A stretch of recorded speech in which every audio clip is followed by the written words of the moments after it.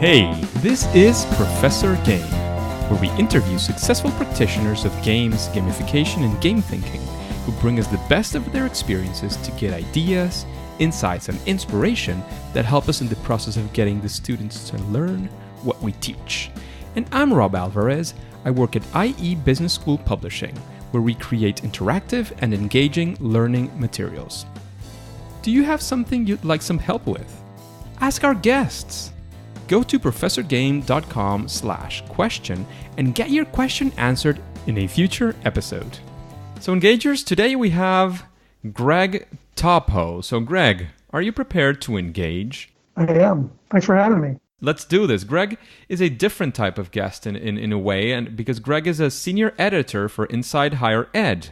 Before that, he also spent 15 years as a national education reporter for USA Today. He's a graduate of the St. John's College in Santa Fe, New Mexico. He taught in both public and private schools for 8 years before moving into journalism.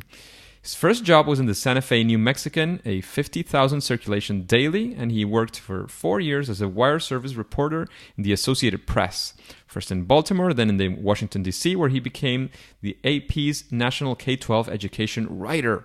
He also co-led the USA Today team that in 2011 looked at the educator-led cheating on standardized tests. The paper series prompted the Washington, D.C. and the Inspector General to investigate the high erasure rates in D.C. schools. Toppo was a 2010 Spencer Fellow at Columbia University Graduate School of Journalism and a 2016 Yale University Poynter Fellow. And he is, and this is something that brought our attention, certainly, the author of the book, The Game Believes in You, How Digital Play Can Make Your Kids Smarter. And in 2017, he became the president of the Education Writers Education. And that's an amazing intro, Greg. Is there anything that we might have left out after that? I don't think so. It makes me sound very busy. I'm sure you are. And that's why we're very happy to have you here with the Engagers, taking some of your time to bring some of your experience and the stories you've been talking about for a while now. And we want to get to know very quickly, what does a regular day for Greg look like? Sure. Well, like you said, unlike a lot of your guests, I come to this world from the angle of journalism, and I'm a working journalist. Have been for more than 20 years.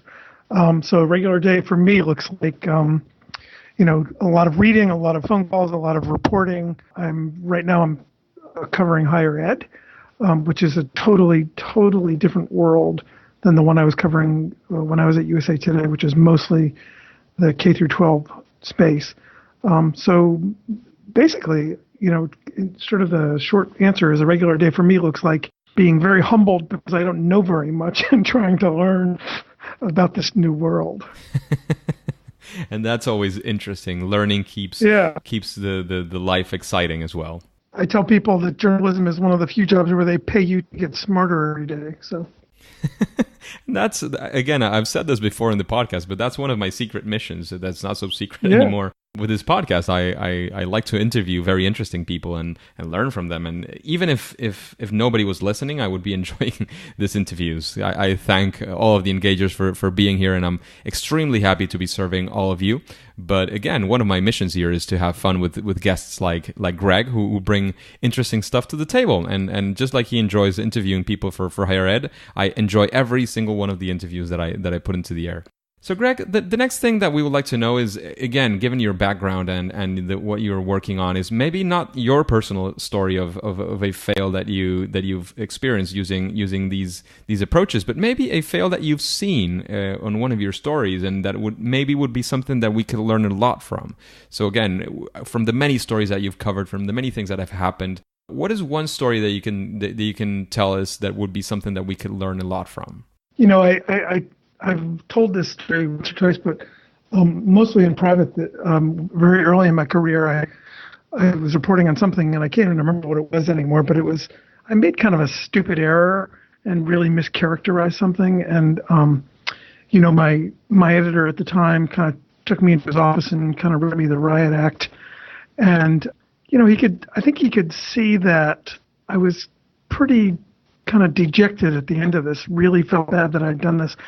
And it kind of made me feel better. I think he said to me, this should be fun. we should be having fun. And like that has stuck with me like 20 years later. Because I think when you're in the middle of something, especially something that sort of takes itself as seriously as journalism, you forget to have fun on a daily basis. And I really think that's kind of the key feature of work that you can stick with year after year after year. That's a beautiful story. Thank you very much for that. Even if you have shared it before, I think it's something that we can always like fall back and realize, whether you're in journalism, whether you're in teaching in university, higher ed, or K through 12, whichever it is that wherever you're at. Remember that you need to have some fun as well. You need to be enjoying what you're doing, and that you started in your profession, whichever it is, for a reason. So try always to fall back and remember what that reason was, if that's still current for you, and if you still want to be there, which you most probably still do, and it's something that still makes a lot of sense for you. So fall back to that and realize that it's something that you're enjoying, and go ahead and enjoy it. Like, live that life that you're there to live. So thank you for that, Greg. That's a very nice short story about something we can learn from our failure. So I guess, one of the other things I want to just say about having fun is that I think a lot of times we misunderstand what fun is. That we think it's got to be sort of laughing, ha-ha fun. And I think people who really know what fun is, game designers and people who work in this field, they have a different conception of it. And it's not necessarily hilarity. I think it's just engagement and being so interested in something that you sort of lose track of time. And that, to me, is kind of a better way to think about fun. Yeah, definitely. And there's this, I always get, when I try to pronounce the name of this Hungarian researcher of the theory of flow, I always get it right. So I'm not even going to try too much. I'll leave the name in the show notes so that everybody can find him. But it's this person who researched about the theory of flow. So that makes a lot of sense, definitely, Greg. Now, we also wanted to move into something else. I mean, we were talking about failure and difficult times and things that we learned from that failure, but we also want to know of a story, maybe something that you've run into or something that you experienced yourself in your years in education of success when using these strategies of fun, of gamification, something around these lines that you have, again, either experienced yourself or seen in your stories that you would like to share, and it's something that perhaps we could learn as well from. Sure. Well, when I was reporting, I met a lot of teachers who were using these principles, and there were people who, they were not gamers necessarily themselves, or they certainly weren't attached to games in any kind of major way, but they found them as really valuable tools that they could use with their students to keep them engaged. And one of my favorite ones was a Minnesota social studies teacher who basically invented a game to teach his students about sort of civics and world history. And essentially what it is, he gamified reading the news. Students were put on teams, and they picked sort of like a fantasy football game where they picked, instead of players on football teams, they picked countries. And you scored points if your country was in the news. And so it was a sort of a perfect way to introduce them to not just reading the newspaper, but following it day by day by day. And one of the things that he said to me, which I really, really loved, he said that sort of made the students the teachers. It put them in charge of the operation. And what he said sort of the result was that he could sort of step back, and and his phrase, which I love, is he became obsolete, and the students were basically running the game after a couple of weeks. And that's kind of what you want as a teacher. Yeah, definitely. There's many things. I work at IE Business School, and there's some things that we create. And one thing that we always do say is that not to go for the contrary of that, but that we do want to make sure that the teachers are there or the professors are there for the facilitation. But it doesn't mean what I think that in a way that professor was also saying, or that teacher was saying, is that the traditional role of the teacher became completely obsolete. That person standing in the front of the room saying things for the students to just absorb and take in, that was what I guess was becoming obsolete, because the design of the game, the facilitation of the game, I'm sure there had a lot to do with this professor, and for it to go smoothly as well, at least from the start, he was very, very required. He or she was very, very required, and that's a beautiful experience where you get to that point where you realize that students are owning their learning, because when you own your learning, you really want to learn, and that's a beautiful place to be at, certainly, Greg. It's funny because, all the years I was in education and all the years I've covered education, the one thing that people say again and again and again, without even knowing sometimes what it means, is that they want students to take control of their learning, and which I think is a smart way to think about it. But, I think what people kind of fail to see is that when you're in a game, you are in control. I mean, you are the one moving the action forward, whether it's, just playing a iPad game or something on a console, or, a game with all your friends online. I mean, control is one of the things we love about playing games. And, it's funny, but like the day that I realized that the thing you're holding in your hand is called the controller, I was like, well, yeah, okay. Now I get it. Yeah, and you're at the center of the story. It's all about you and how you can move this whole story forward. And that's kind of the in a way, it's kind of a derivation of the name, the title of the book. And it was taken from a couple of psychologists who were writing about how games, they take the kind of the basic idea of narrative. They take the idea that when you're reading a story, you are you may not be the hero. The story may be about, Robin Hood or Ulysses or Harry Potter or somebody, but psychologically you put yourself in that person's shoes. And what they say is that in stories, you're basically sort of implicitly believing that this person can get through all these challenges, and that games take that one step farther, and they say, okay, not only do I believe in whatever this character is, but I believe in you, the actual player. That's a really powerful thing. Yeah, certainly. And you were starting to talk about your book, and I'm very, very interested in, because if you see it from an outside perspective and you say, well, this guy, yes, he spent some time in education, but then he's been a journalist for I think you mentioned around 20 years by now. How did you get into writing a book like the book that you wrote of The Game Believes in You? Well, it was actually kind of a funny story. I won't bore you with all the details, but I got to a point where I started spending a lot of time thinking about technology and thinking about the role it was playing in our kids' lives. At the time, I had 2 young daughters, and I was that generation of parents who was kind of worrying about some of these ideas, worrying about these issues of screen time and screen addiction, and what I started to see was that we really, in a way, as adults, we sort of had it all wrong. That we were focusing on the sort of the pathology of these devices, but we weren't focusing on the needs that our kids were having satisfied by having these things. Some really incredible writing about it by somebody named Dana Boyd, who wrote a lot about, about 10 years ago, a lot about sort of what's happening socially to a group of kids with cell phones. What were they getting done with those phones? And when I started sort of thinking in those terms, I started really encountering video games for the first time. I'd played them when I was younger, but I really hadn't thought about them as media. And, I didn't really have much of an interest in them, but they wouldn't go away. Every time I kept sort of trying to go down another path, they kept coming back, and I kept saying to myself, you know what, I really need to focus on games, even just to sort of scratch this curiosity. And so that's what I did. I just said, okay, I'm going to give myself a couple of months, and I'm just going to spend some time just like thinking about, reading about, playing games. And that sort of changed everything. One of the first people I kind of came across in terms of scholarship was a guy, a Danish game designer by the name of Jesper Juhl, who wrote this really kind of incredible book. It really kind of got me thinking about this stuff, about failure. It's actually called The Art of Failure. And one of the things he said was that and this is like a quote from the book. He said, "I dislike failing in games, but I dislike not failing even more." And I thought, you know what?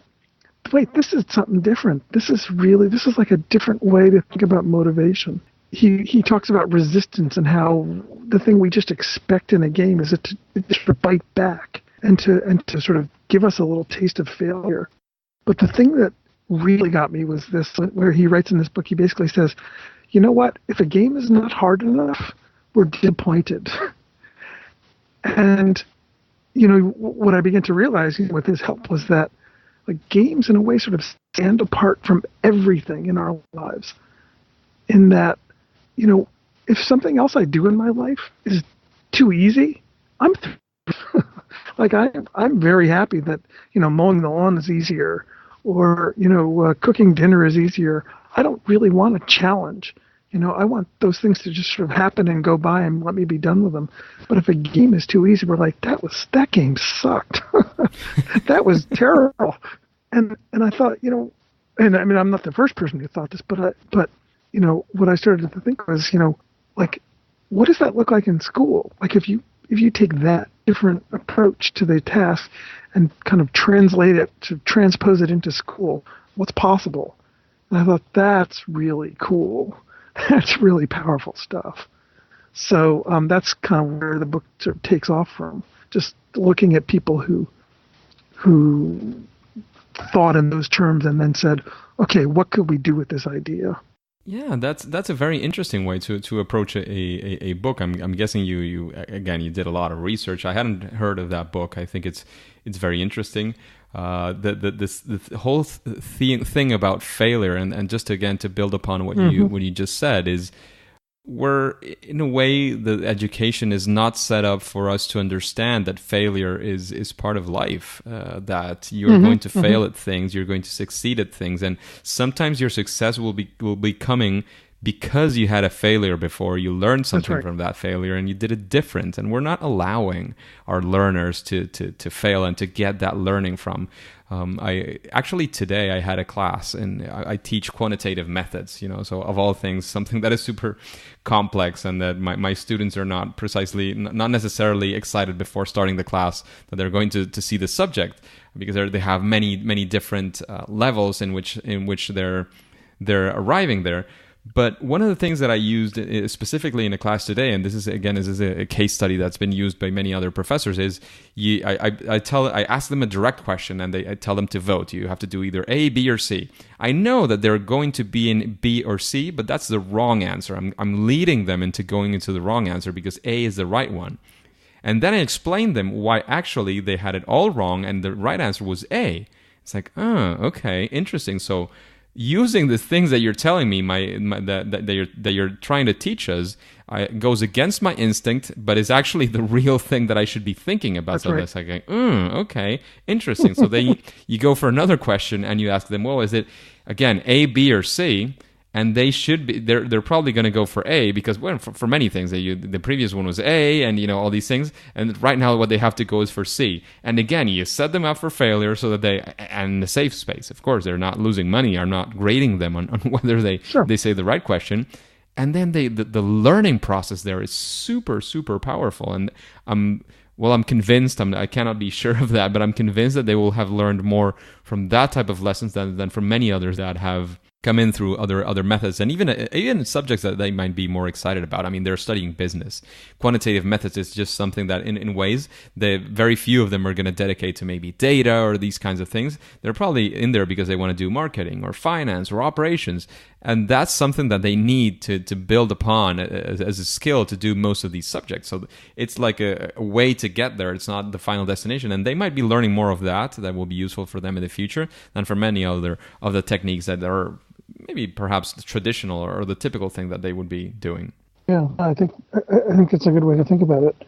I mean, the other thing that occurred to me as I was meeting all these people and kind of doing all this research is one of the things we don't talk about much in school. That is that it's not very hard, that we don't really challenge people very much, and that games. I mean, that's like I said, that's one of the things that makes them fun, right? Which is they're hard. There's that concept. I'm sure you've explored it on your show. This idea of hard fun. I mean, that's an actual gaming term, right?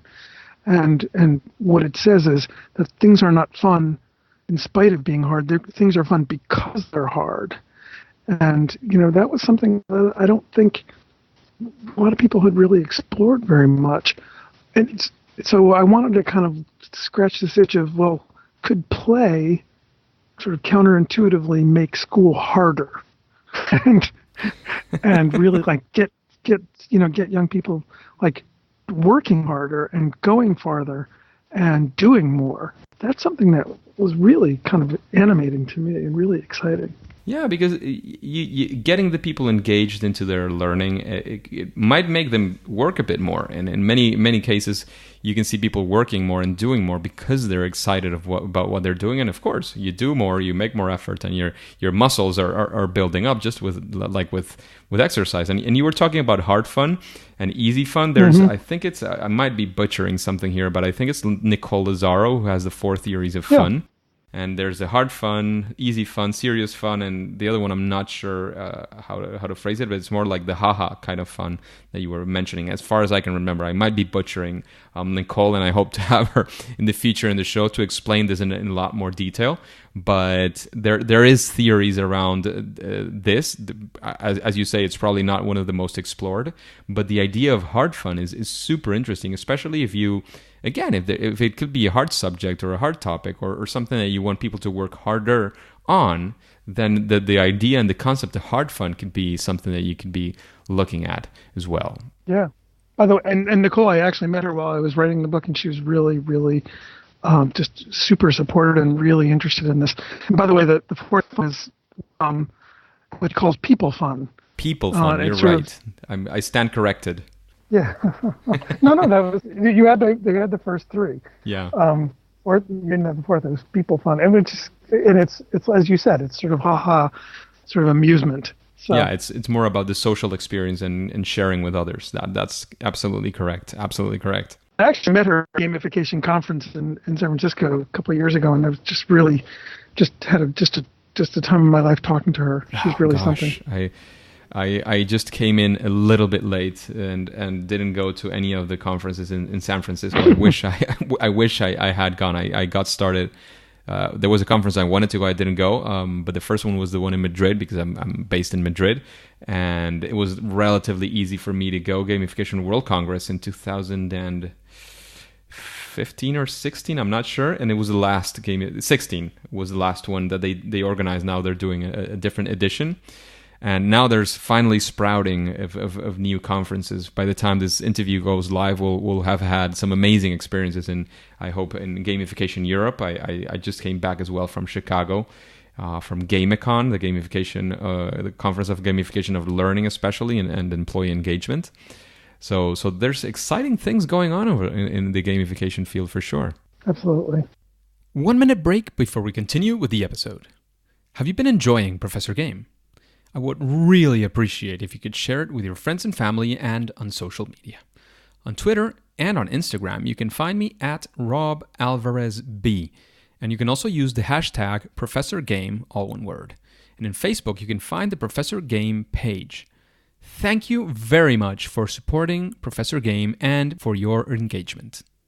So, Greg, now we're going to move into what we call sort of the second part of this interview, and we would like to know that the first thing is if you would have found within your research, within the experience that you've had talking to so many people, that there's anything that you would maybe call sort of a best practice or something that when you incorporate these elements of games and gamification to education, you feel that this is something that almost any project could benefit from if you're using these. Maybe it's a strategy, maybe it's a gamification element, whatever it is you feel that could be in that sense. I think you have to give people the sense that their time is well spent, that there's a payoff at the end. I mean that's obviously only one of the elements, but I think at a very kind of basic level, you really need to sort of show people that if they agree to do this thing you want them to do, they're going to get something out of it. The one that the piece of it's my favorite, and you may have mentioned this on your show before, or you may have not. But when I heard about it, I sort of laughed out loud. It was the Volkswagen Sweden game.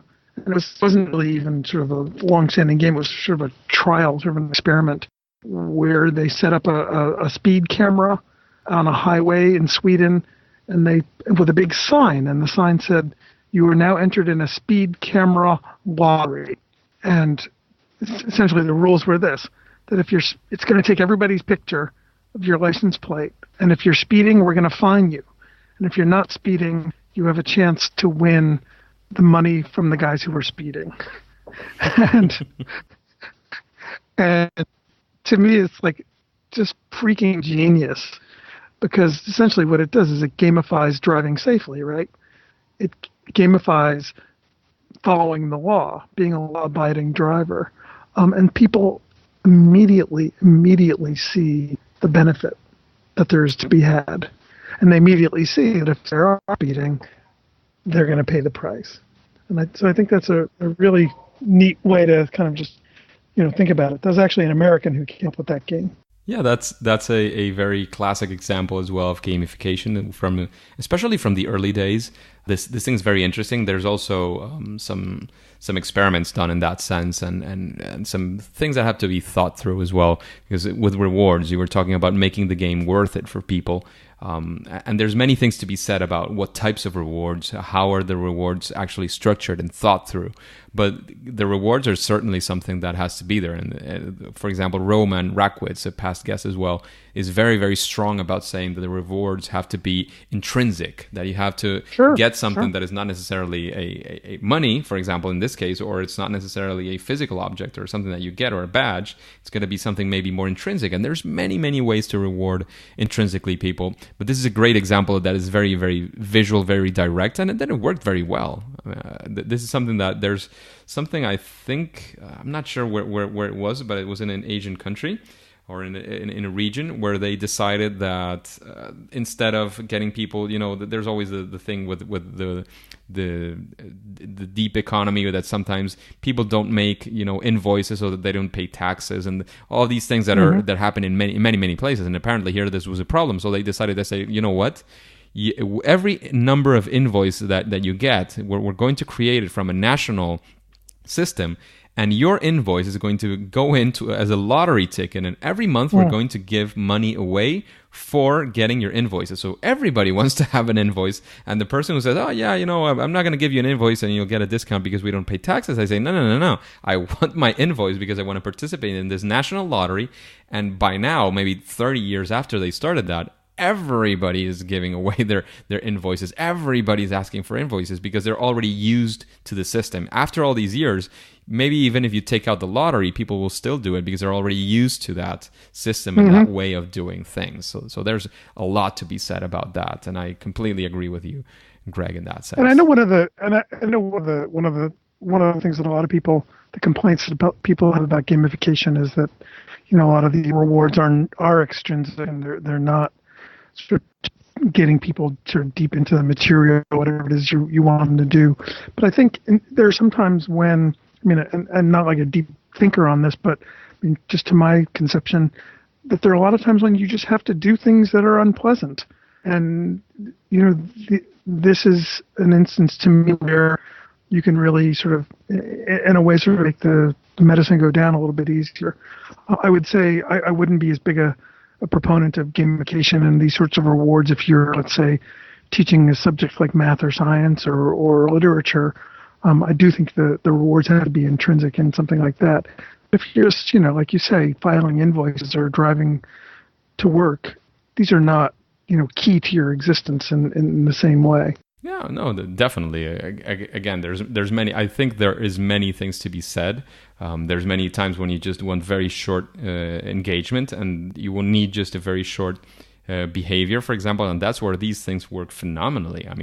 why do you pay people in market research to sit down in an interview for an hour and a half to talk to them about things when you could have, intrinsic rewards, because probably nobody would go. I mean, or there would have to be a very complex system. You just get them, you need them something very short of them, you need them to be there for an hour, you pay them the money that would be worth, and you get them to sit down and to give you the information that you would like. So there is a place for all these things, most certainly, Greg. And I completely agree with that perspective. The next thing that we would like to know is what would be your favorite game? Again, this can be a video game, a board game, a card game, whatever kind of game that you would like to be into. There's so many of them. This tends to be one of the most difficult questions in the podcast, so yeah. It's okay if you're struggling to pick one. No, it's actually pretty easy for me. But I wanted to actually bring up a game that I played the other night, actually, with some family and friends. And I don't know, there are different versions of it, but it's basically called LCR or CLR or CL. It's a 3 dice game. Do you know this game? Where you basically roll 3 dice, and depending on what the dice say, C, L, or R, you take dollar bills and you either give them to the guy to the left of you, to the right of you, or put them in the pot in the center. That's the name of the game, LCR, left, right, center. And it's such a simple mechanic that you would never think twice about it. You'd think this is the dumbest game you ever saw. You get bored with it. But I got to tell you, it was gripping because the fortunes of the players change so rapidly just based on what the dice say. It was so much fun and it's so hilarious. So I would recommend it to anybody. I think it's like a $5, thing you can probably get at the convenience store. It was really just, it was hysterical, and very much a great example of how the magic circle works. How something as silly as 3 dice, rolled on a table with a bunch of dollar bills could really just keep you gripped all night. Definitely. And in that sense of games and things that you enjoy, is there somebody that you would enjoy listening to in an interview like this one in Professor Game? Well, definitely Jesper Jules, so the guy I mentioned earlier who wrote about failure. I mean, I think there are lots of really, really interesting thinkers about this stuff. Some of my favorite, I mentioned the guys who kind of came up with the idea of stories believing in the reader. Those guys, Scott Rigby and Richard Ryan, really some of my heroes. Jane McGonigal, I mean, her book really helped me start thinking a bigger way about the sort of the social value of games and how people actually feel playing games and how important they are. The list goes on and on and on. I love that's one of the perks of having this podcast. Yeah. At some points, I think it was my mom said something like, "But do you think you'll find that many people to talk about such a niche subject?" Well, you have no idea. You do have no idea. I mean, another guy whose work was really interesting and came at a very key time for me was Ralph Koster, whose idea about fun was so just right on the money. He basically, his theory, I mean, he's got a lot of theories, but one of his kind of key theories is that the brain is sort of tricking you into learning by when you learn something, it sort of squirts a little dopamine. So his conception, basically our brains are getting us high all the time. And this is kind of one of the reasons why we like to learn new things, because we're just getting sort of a little squirt of drugs. So he's got a great TED Talk about that. You mentioned several authors, and of course, aside from your book, The Game Believes in You, what book would you say is your recommendation for the engagers? Gosh, I can't really pick one. I mean, I think if you want to get like a big, complete kind of 30,000-foot view of this field, I say Jane's book, Reality is Broken. Really just kind of masterful. I would say if you want to read more in a sort of more meditative way about how important it is to fail, I would say Jesper Jules' book, The Art of Failure. I think those two are really kind of wonderful. And then if you want to read about social aspects of games, and why we as a society kind of have in a way higher standards for games than we do for other media, the book The Proteus Paradox by Nick Yee from Stanford is his last name is Yee, Y-E-E. I think he really has sort of pioneered that field. He has a great metaphor where he says, imagine a game played on this sort of played in this space sort of outside of regular society, special rules and fierce competition and teamwork, and people get very, very excited about it and kind of devote their lives to it. He says, and this game is football. And it's already there. Yeah, it's already there. And he said, but we've grown up with football and we understand it at a very deep level. And when things go wrong, like, when someone passes out or gets hurt or even dies playing football, we sort of put it into context, right? We sort of understand it, that these things happen. Yet when someone dies, playing video game or, something bad happens to them, we start using words like addiction. And, we say, oh my God, everyone's addicted to video games. But you'd never say, except for maybe the most ardent, fan, you'd never say somebody's addicted to football, right? You say they like it a lot and they build their lives around it. And that's okay with everyone. Yeah. I mean, there's been many discussions around the whole addiction to games and all these things. Nir Eyal is written very interesting stuff about this, and especially around the definition itself of addiction. He argues very, very rightfully so, I believe, especially as a specialist he is on many of these topics, and with specialists he's spoken to, that addiction might not even be the right word to describe what you're observing. No, I would say it's definitely not the right word. I'd say it's the wrong word. I mean, we kind of discount what real addiction is when we use it in that context. I definitely don't think it's the right word. I mean, the thing I often say to people is that the people who use the word addiction about video games, they're trying to end conversations, not begin them, right? Yeah. If you say, instead of saying, my kid is addicted to video games, you say my kid likes them a lot or likes them even too much, that's a totally different conversation. Yeah, certainly. But Greg, our interviews tend to last around this amount of time, and it seems like our time is running out, so I didn't want to leave before you could give us any final piece of advice that you would think would be interesting for this audience, people who are interested in games, gamification, and these things, especially again in education. And that's one of the things that calls most our attention from your work as a journalist, as a writer as well. Then, of course, how can we connect with you? Where can we know where we can buy your book? Where we can read where you're talking about? And then we'll say it's game over. Job one is definitely go out and buy my book.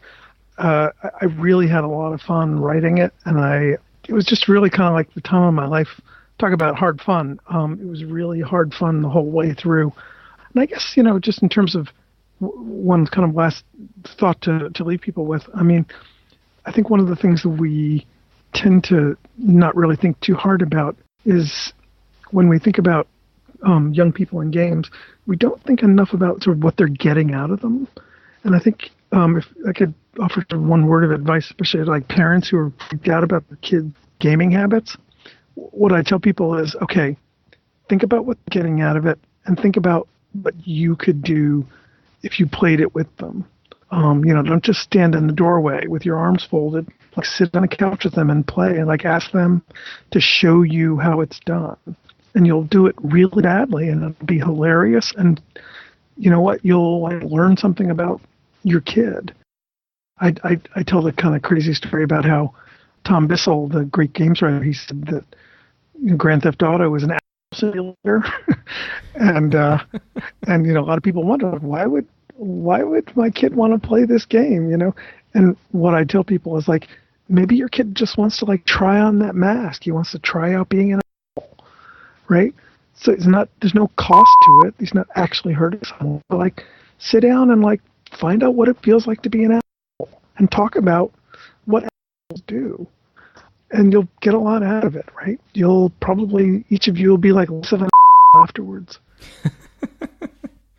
So, Greg, where can we initiate again the conversation with you? Is it social media or somewhere else? How can we get in contact with you if after the interview there's questions, ideas, anything to discuss, any projects maybe in the future? How can we get in touch with you? And then again, it's time to say game over. Well, thanks. So I'm on Twitter at gtoppo, at GTOPPO. The website for the book is gamebelieves.com. GAMEDELIEVES, gamebelieves.com. Those are probably the best places to start. The book also has its own Twitter page at Game Believes. Just shoot me a tweet and we'll talk. Fantastic. Thank you very much for your time, This was so Greg. much fun. I had a lot of fun. I'm sure the engagers will have a lot of fun listening to this episode. Thank you for your time, and it'll be until next time. Now it's game over. Hey, engagers, thank you very much for listening to Professor Game Podcast. I hope you enjoyed this interview with Greg. A question: how are you listening to this podcast? If you're doing it through a podcasting app, have you subscribed and rated this podcast? Please do so. That way we can reach more engagers like you to achieve our mission of making learning amazing. If you want instructions, go to professorgame.com/iTunes.